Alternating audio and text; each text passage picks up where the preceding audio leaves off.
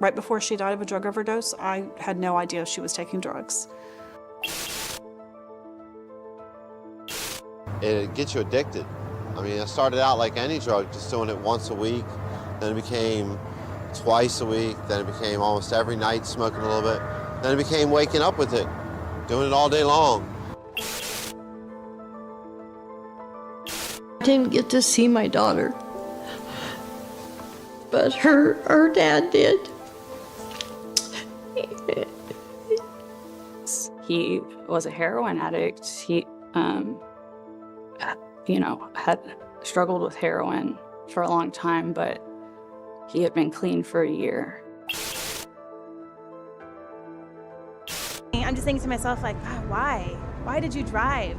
I looked to the left and I saw like this white truck, and I couldn't say no. I said, I go, oh Jesus, like that, and it hit us. You will be convicted of a felony if you're caught selling this stuff. And what you don't really realize is that you're putting your life in danger and everybody else around you in danger, and it's just not worth it. It was 8 minutes from the time the officer left,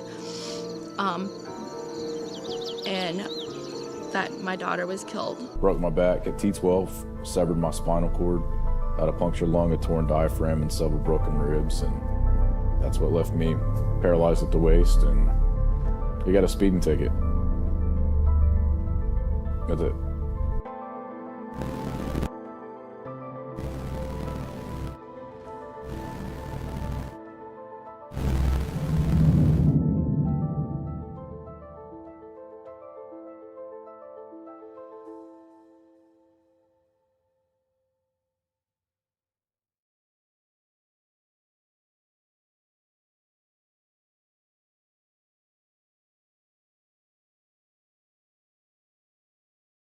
Hello, folks. Thank you for joining us. I appreciate you guys being here after the premiere of our latest domestic violence story. That is a topic we don't get to spend as much time on, but I'm grateful for you being here, and would love to hear feedback from anyone who is there, anyone who saw the story. I don't know if Nezzy is in this meeting or not, in this event or not. Hope so. If so, maybe she'll have something she can share about the experience and about sharing her story.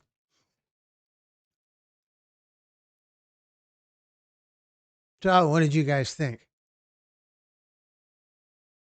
Hello, Brenda. Thanks for supporting me through the past 388 days off of fentanyl.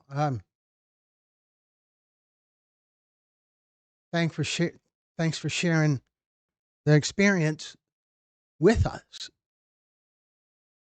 Thanks for sharing your achievement with us. Very, very grateful. And it's a good time to give you a hard time, too. So there's that. So thank you very much, Brenda. I brag about you a lot.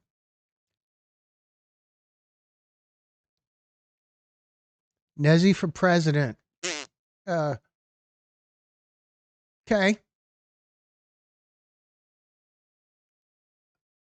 I don't I don't know. It's not our choices for president haven't been particularly impressive anyway. So I don't know. Nezzy is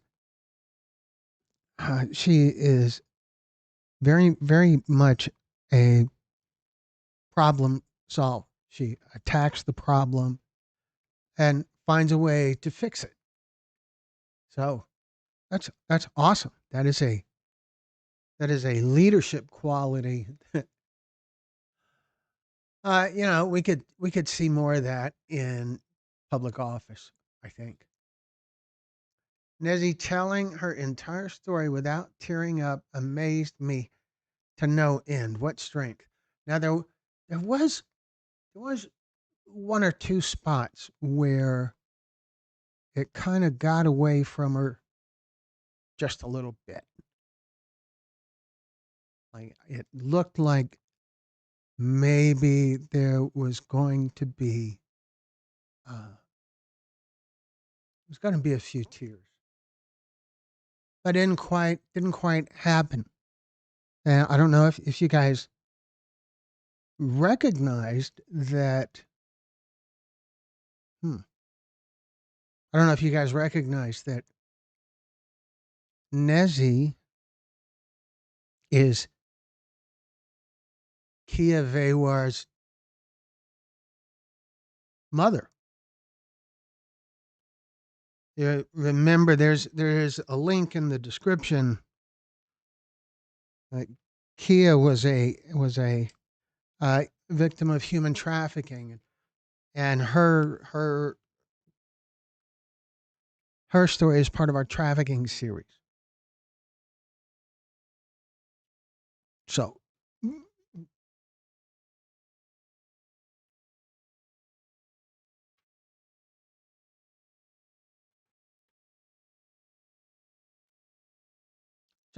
so Kia is really great. We interviewed Kia after we talked to her mother, and so we're going to have a follow up to Kia's story later on. See, my mother says it's a story of abuse, sadness, determination, and hope. And yeah, it certainly is. And one of the things that really stood out to me about Nezzy is just how, I don't know what to call it other than how pleasant she is to talk to. Just this great, powerful kind of personality that is loud but not obnoxious, and loud and embracing.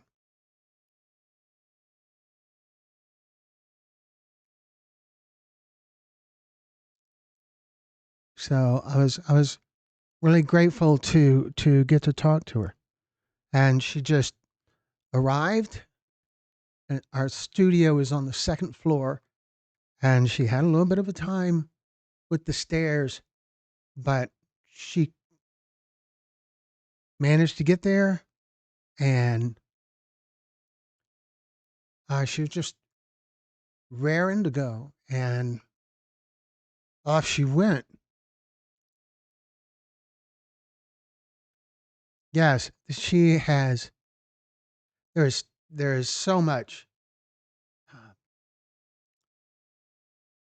strength to take from her story, that for all that she's been through, that her ability to find something to look forward to find that determination to keep moving forward, to know that whatever's ahead is going to be awesome. And yes, then there was her outfit. She is a designer, and I really liked her outfit. Well, first, just the fact that I noticed it is kind of a big deal, and I felt like it was so that the outfit, it put forth such strength because she wore it confidently, even though it was a little bit loud in a very positive kind of way, but a little bit loud. A lot of vibrant colors, and it just it suited her so well. I would like one of her books. Her book isn't published yet. It's close. And I believe when it is published, it'll be on Amazon, I believe. And the main reason I think that is because that's where Kia's book is. So I also believed that when it's published, they'll let us know. Ask them to let us know. I think they'll let us know, and we will announce it on our channel, and we'll also announce it on our Facebook page so that anyone who is interested in learning more, reading her book, it'll be easy. We'll make it easy for you guys and let her know, let you know when it is published. Brenda says, Lila, I want to find out where she got the outfit. Then I remembered she is a seamstress, so I bet she made it herself. Maybe she would make one for us. Huh. Who's us? Just you two? Yeah, go for it. Not me. No. Doesn't really suit me, but yeah, the way that the coordination and the bold colors, it was really good, and she would likely be open to that. So the best way to let her know, which is really just reminding me, is to make a comment on the story saying that you'd like to figure out how to have her make an outfit for you, or you'd like to talk with her about learn or whatever, is to make a comment on the story, and we'll pass that comment on to her, and then it'll be between you and her. Glenn, you don't have the attitude to pull off that outfit. Oh, darn. That was my dream. Okay. I can let that go. But thanks, Brenda. You're really raising the bar. Is it because we haven't seen Brad yet? Is that it? Haven't had Brad come on asking me how I stay looking so young, or if we have T-shirts or hoodies. Darkness is pain, and hurt, also suffering. Yes, Kimberly. And I think those things are also oftentimes motivators for people to get out there and make change. And it seems to me that that's what you're doing, Kimberly, is you're out there making change, doing things, helping people in Memphis. And those people also pay it forward, and they pay it. So they call it the butterfly effect. So you're winning, Kimberly.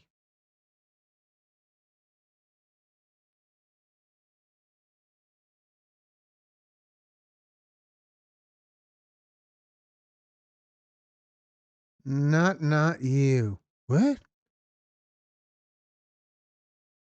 Jess? Well, I don't know what you mean by not you, but I'm here for you guys.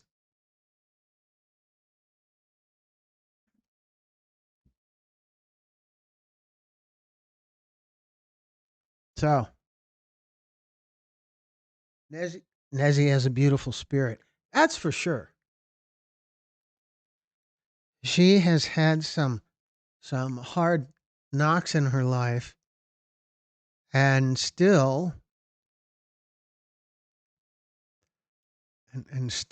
she is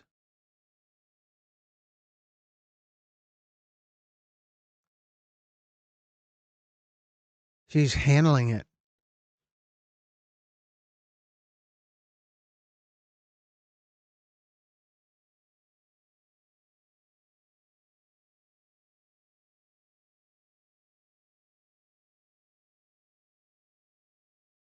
So anyway, sorry, got distracted, but I'm back with you guys. Nezzy has a beautiful spirit for sure. So what else stood out to you guys about Nezzy's story?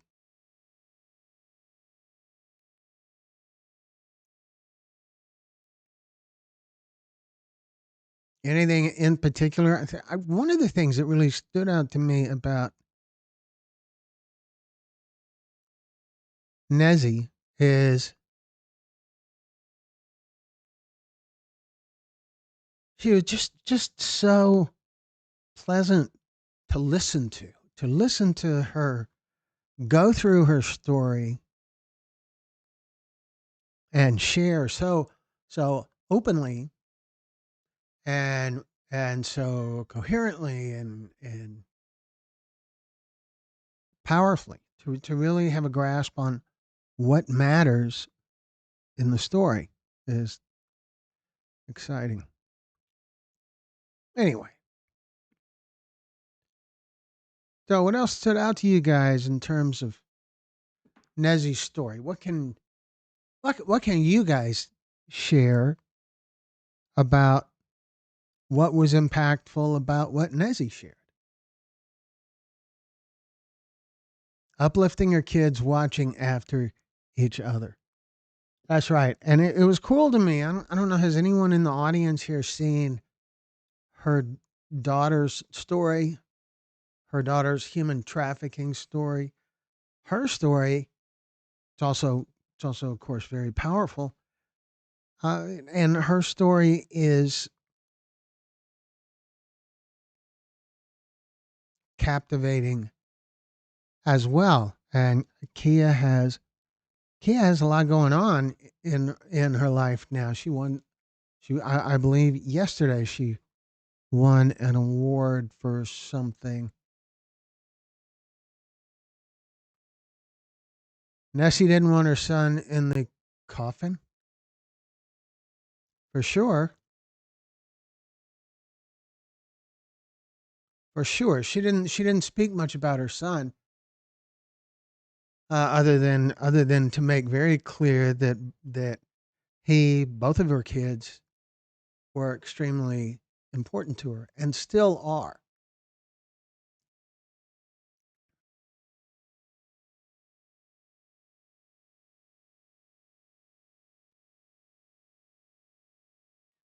And her son is also vitally important to Kia, to her daughter.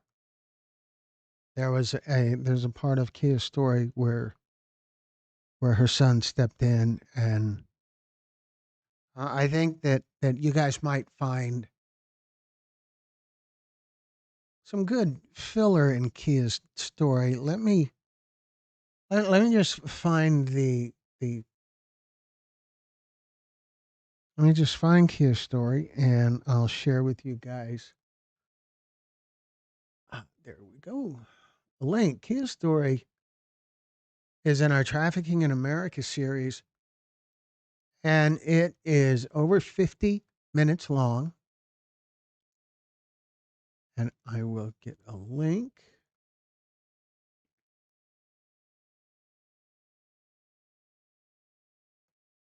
And Kia's story has had over 540,000 views. It has been published since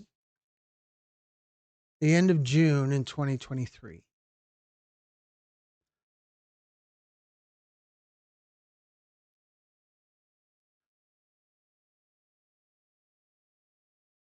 And it's still getting a lot of views. In the last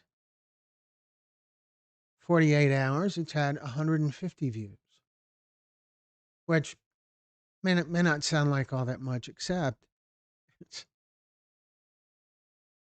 it's a story that has been on our channel for over 2 years. So that's impressive that it's still drawing views. So here's a link to Kia's story. It's part of our Trafficking in America series. And there was there's a link in the description to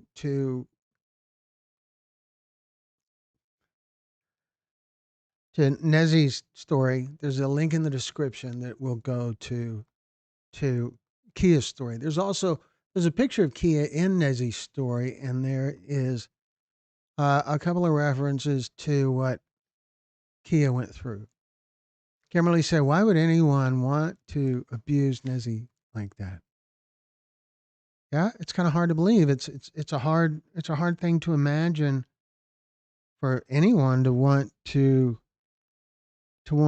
be harsh, to be abusive toward someone in their life. But that's a thing. It happens. Brenda says, Kimberly, abuse is about control, not about the person being abused.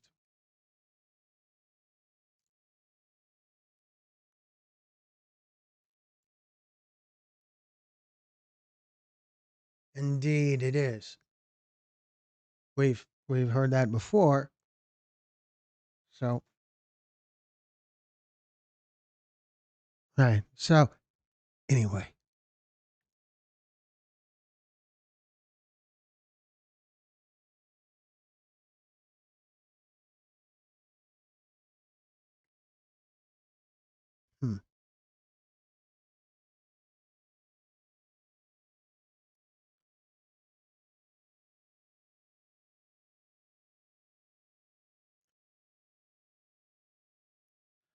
Sorry.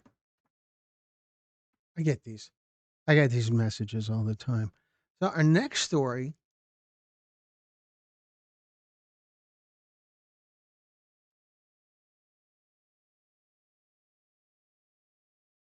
Silvana Martinez, you're doing a great job in transmitting the stories to the world. I watch your videos and I'm happy someone is conveying our highest issues here in America. Well, thank you very much, Silvana. That's wonderful to hear. I feel very fortunate, very blessed to get to do this kind of work because it is because it's important. Stories that matter. And to do something that increases awareness and maybe helps people, it's a big deal. It's a very dear thing to me to get to do that, and to be in this spot where people reach out, or people come to us and want to be a part of it all, want to share their story. They ask to share their story. And so far, we've never turned anyone away. Ever. Ever.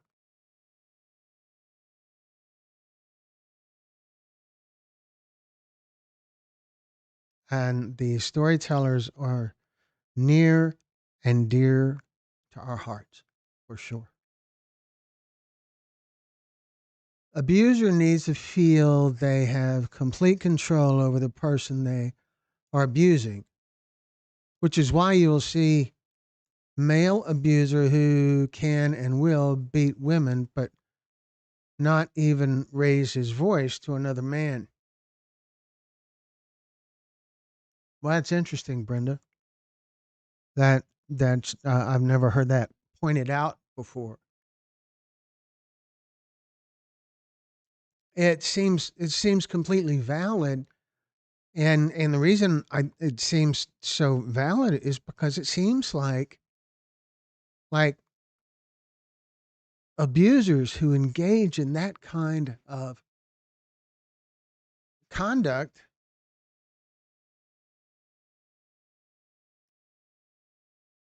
they're aware that it's wrong,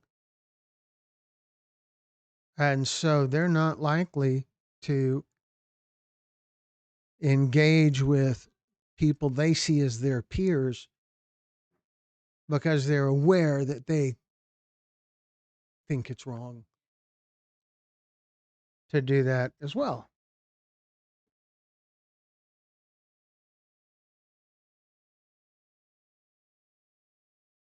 Hmm.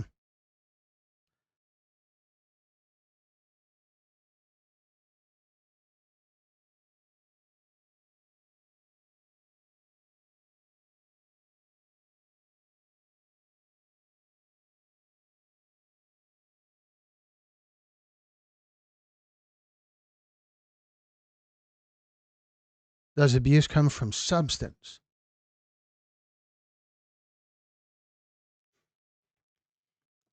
I don't think it comes from substance. No, this is just my theory. I think it comes. I think it can come from trauma, and substance abuse tends to come from trauma too. So what that means is, yeah, indirectly it could, but ultimately the root cause is something else, like trauma. In my opinion, Brenda says, in my opinion, physical abuse does not come from substance use.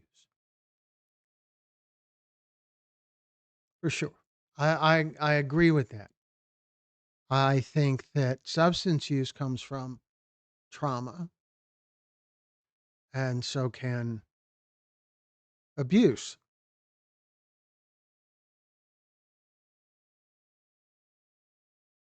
Trauma. And, people throw around that word trauma a lot, but really what it's saying is internal battles. Those internal battles that people don't really want to speak about openly because it's uncomfortable to them or because they're afraid of some sort of stigma.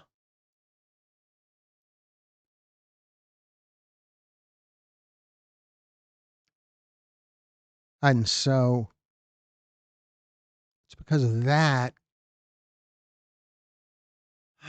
that people deal with trauma, with those internal battles, which lead to substance use disorder, domestic violence, abuse, all of that. I think all of it comes from trauma or from the stigma attached to how you respond to different kinds of trauma. And Kimberly says, I've experienced trauma in and out of abuse. I think that trauma for females is different from trauma for males. And that again, that's just me speculating. But culturally, we're taught to handle trauma differently based on our sex. There is a whole lot of men should choke it up. Men should just hold it in, press through it, cowboy up, whatever. With women, there can be a kind of, well, they did it wrong. Totally invalid, but this fear that if I'm a victim of some sort of trauma, it's because I did something wrong. So I should not tell anyone, which just makes it worse.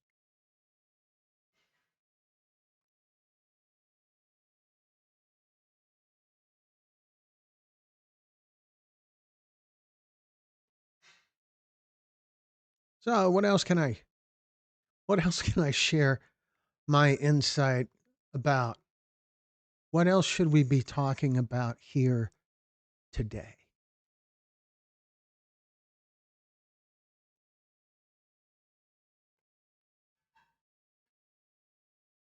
Where is Nux? Where is Carla?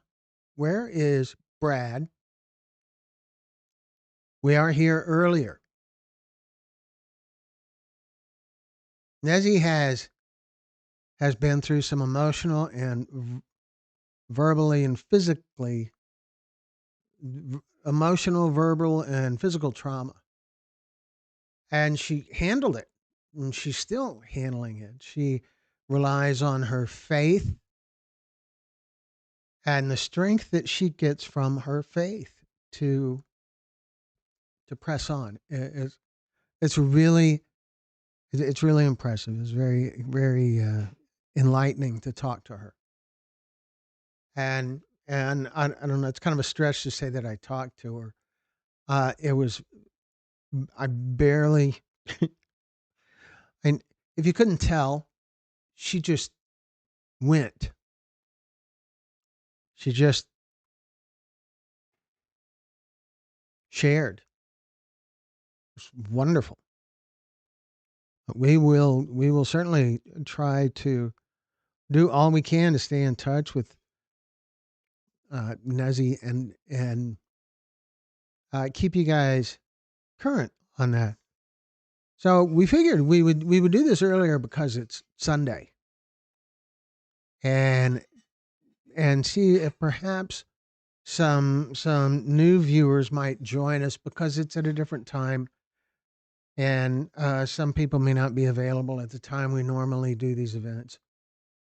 So is there anyone in the group right now who might want to share? Anyone who's new to the group who might want to throw some questions out about Texas Pictures or the other series that we have on our channel, or other questions for Texas Pictures?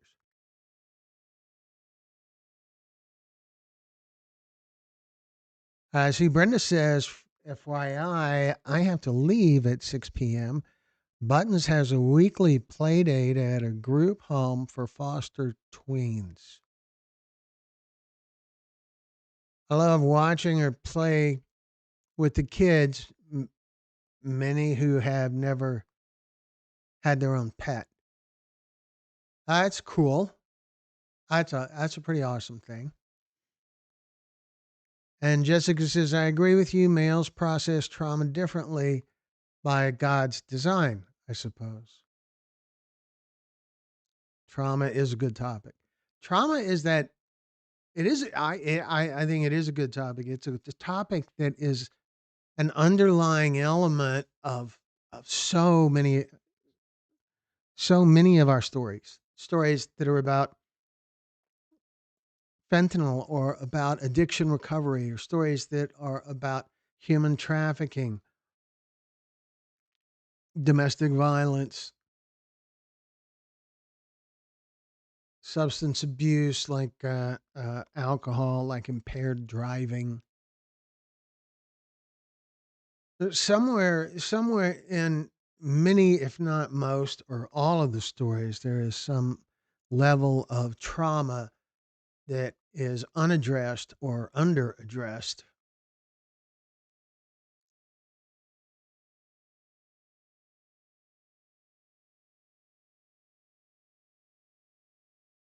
Yeah, Kimberly, I think it's okay to cry too.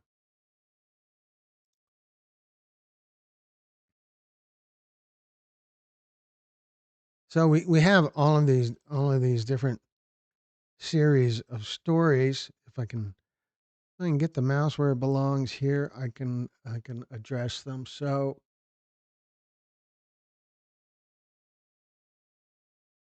our series: fentanyl poisoning, domestic violence, addiction recovery, cannabis-induced psychosis, human trafficking, and we have a series called American Peace Officer. And so many of the stories in all of those are just some different way the impact of trauma can manifest in a person's life.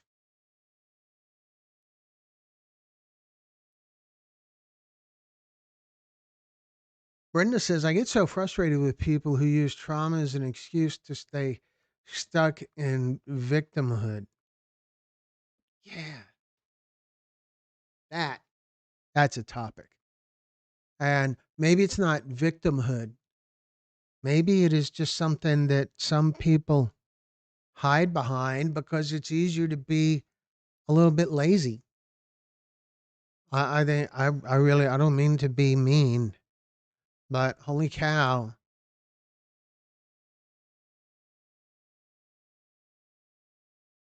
It becomes a crutch. There's a kind of falling back and hmm.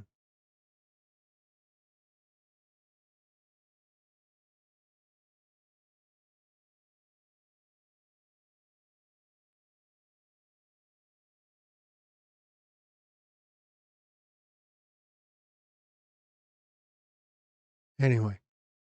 So yeah, there's this kind of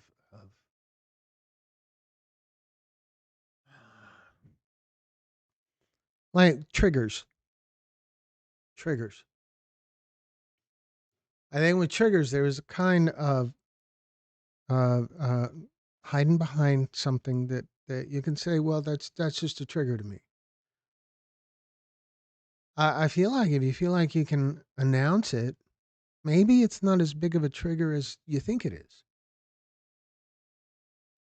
It seems like being able to tell people you have a trigger is a pretty big breakthrough in itself.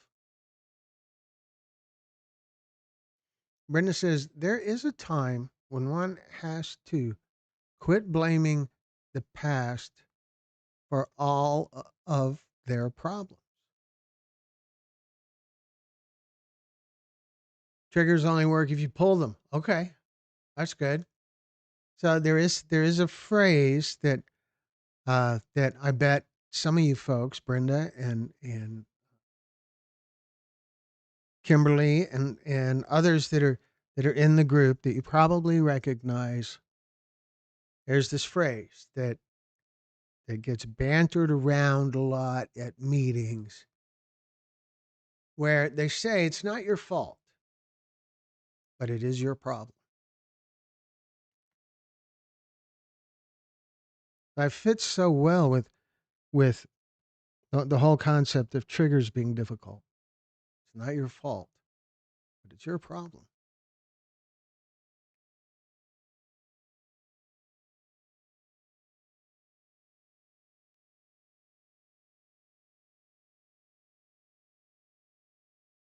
Hmm. Jessica says, Jessica being Jeffrey's journey and legacy, many experts report, many experts, expert reports report that faith fosters resilience. That's awesome. Faith fosters resilience. Provides a framework for meaning making, and facilitates healing in ways that address the deeper essential wounds of trauma. There's that word again, trauma. I agree with Brenda. Self-pity is a big problem. Well, it's easy, right? Self-pity is judgy sounding, I think, but it is one of those things that become easy to sort of hide behind.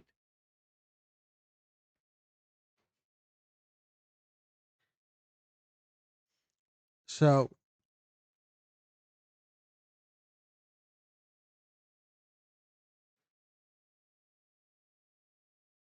you hate that word. You hate that word, self-pity. Gosh, Jess, I think that's two words, but that's just me. I can't. I have a hard time letting stuff like that go because it's important that we keep our spirits all the time. Whenever it is within reach to keep our spirits up, we should. Because how we feel, how we interact with other people affects how they feel. And that goes forward and right down the line. Ah, trigger. Okay. All right, Jess, I can understand that. Trigger's a tough one. It exists. It's out there. There are triggers for sure.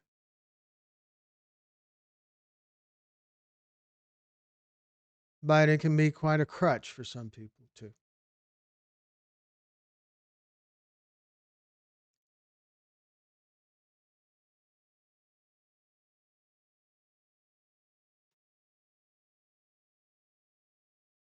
Self-control.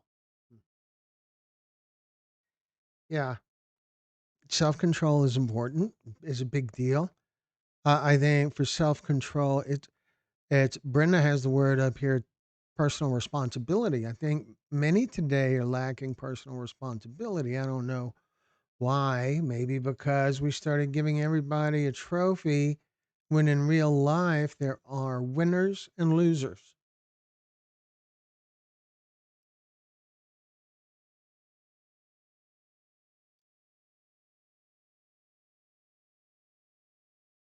Yeah. Yeah, there are. There are losers. But being a loser isn't the end of it. And that's a thing. Being a loser just means that you lost at something.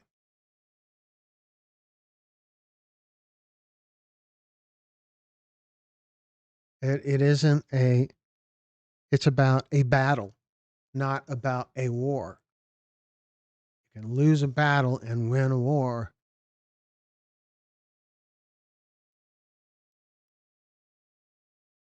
And that it's tough to lose.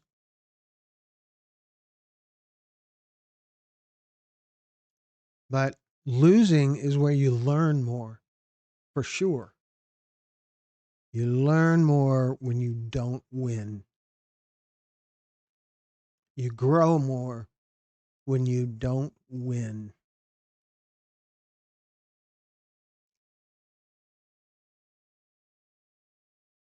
I got you, Jess. The word you don't like is trigger. I got you.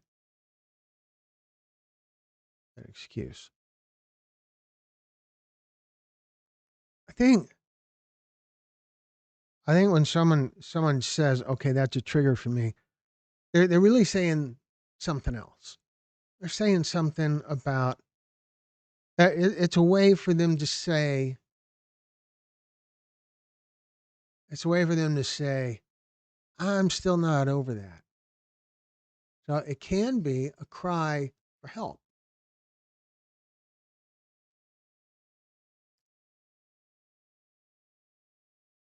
And then there's some people that are a little bit ridiculous.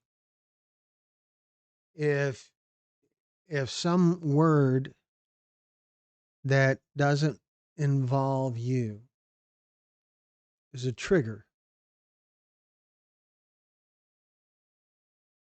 no, it isn't. Nope, it's just not. That is ridiculous. If you have a problem with something that has nothing to do with you, like some cultural thing, if you have a problem with people embracing some other culture's style of dress, and it's not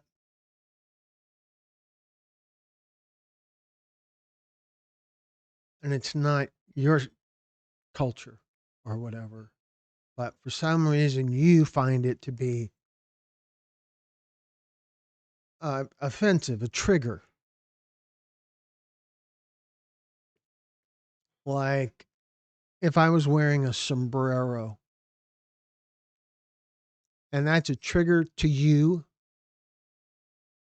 as a white Anglo-Saxon Protestant, why? Why? That's that's kind of ridiculous.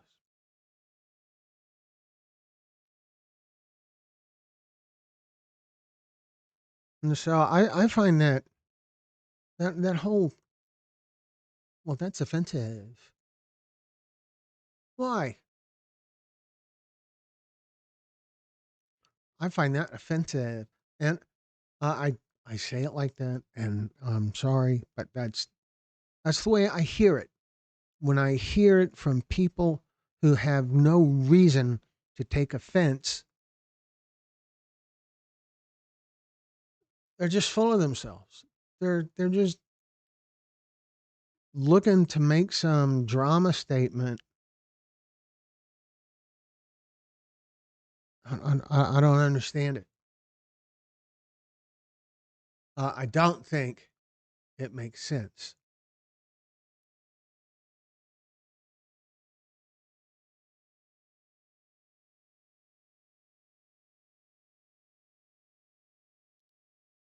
No, of course, Kimberly is not a loser, but we all have losses.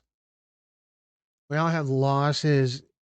If three people that are in this live event right now, if all three of us applied for a job, for one job, there's one job available and three people are applying, two of them have to be losers. That doesn't make them losers. It makes them. It just means that they didn't get the job. They lost the opportunity to get the job. And Peterson, hi from Melody and Brad. So Brad's there too. Wow, very cool. Are you, I don't know, changing his oxygen tank or maybe helping him? I don't know.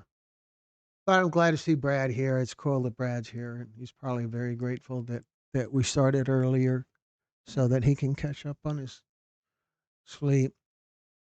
They stop going beyond they don't want to change. They learn that self-pity gives them an upper hand in their lives.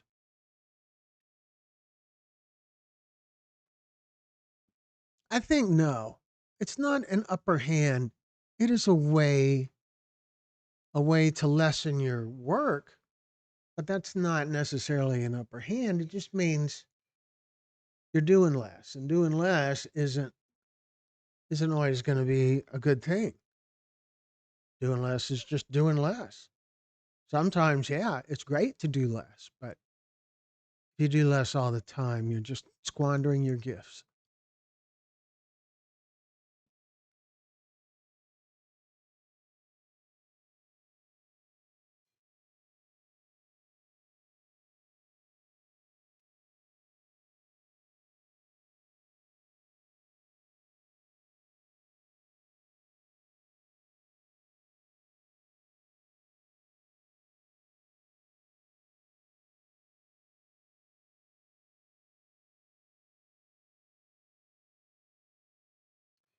Huh.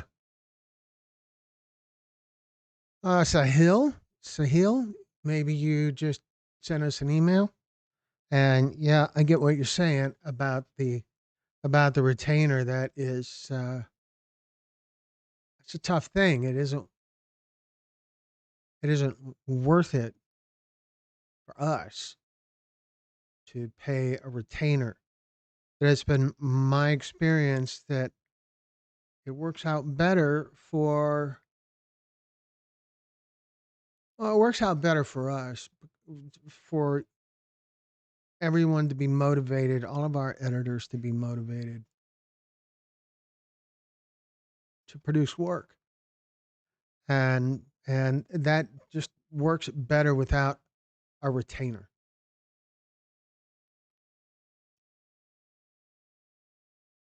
And really, it seems to me like the retainer perspective is an indicator that the goal isn't to be productive. The goal is to have stability. And I think if you're productive, stability comes. So Brad wants to know how you keep that youthful look. What is it? I came up with another answer. What was it? It's not that your vision is going because you're old.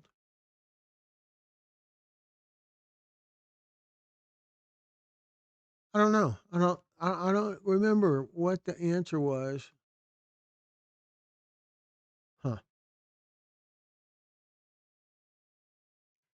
I don't feel like I have a youthful look. I do feel like I have urgency in the work I'm doing. And the urgency makes me motivated to keep going.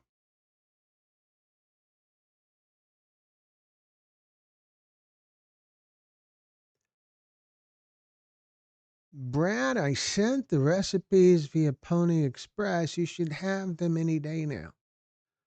Very good, Brenda. Well, guys, Brad probably feels very comfortable with Pony Express because, he's old. They manipulated others by self-pity, meaning people who say that's a trigger. Yeah, I can certainly see that.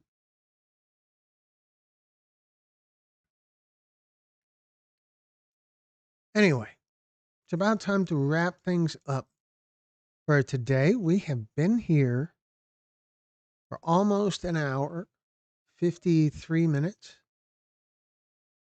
and some great new insights. If you're new to the channel, please be sure to subscribe, to give this live event your thumbs up, and give the new story a thumbs up, and look for our next premiere, which is either going to be tomorrow or the next day, and it's going to be a fentanyl story. I guess it would be more accurate to say it will be a mostly fentanyl story, or a multiple fentanyl story. And some of you who are in the group may know the storyteller. It is April Smith,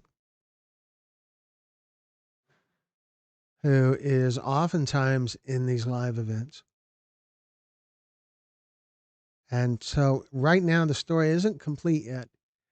It's close, but it's not quite finished. So it'll probably be Tuesday. Brenda says, of course Brenda says,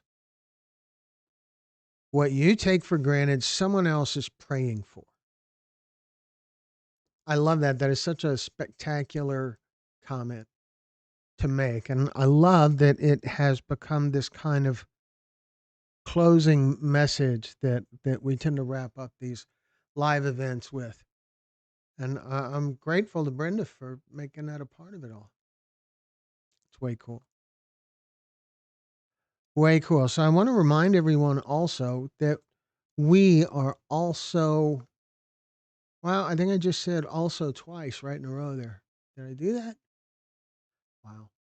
I'm supposed to be a professional. Anyway, I'd like to remind everyone that we are here for you guys. Whatever we can do to help you, let us know. Reach out to us. We'll do what we can. So, and there is a lot of ways to reach out to us. So I always share this. You can email us at info@texas-pictures.com. You can find us on Facebook under my name, Glenn Muse, Glenn with one N. And you can find us. We have a TikTok channel, but there isn't a lot of interaction with that. But we do keep putting stories there because it is important to reach who we can reach, and some people aren't following YouTube very close. So anyway, so there's the TikTok page. And you can also learn more about us on our website, texas-pictures.com. You can find out more information about how to share your story, how to have a storytelling summit in your area, there's a link that will take you to our merchandise store, which Brad is very fond of. And there's other stuff you can find out more about Texas Pictures and how we got to be what we are today, and other ways to reach out to us. There's a phone number on the website, and there is a mailing address, and all of that cool stuff. So I want to thank you all very much for joining us, and have yourselves a wonderful Sunday. And we will probably see you guys on Tuesday, and it will be later on Tuesday, like 7:30 or 8 o'clock, something like that. But we will keep you posted, and as soon as we know, we will make an announcement on the channel and on our Facebook stuff. So that's it for now, folks. Thank you very much. Enjoy the rest of your evening, and we will see you soon. Good night.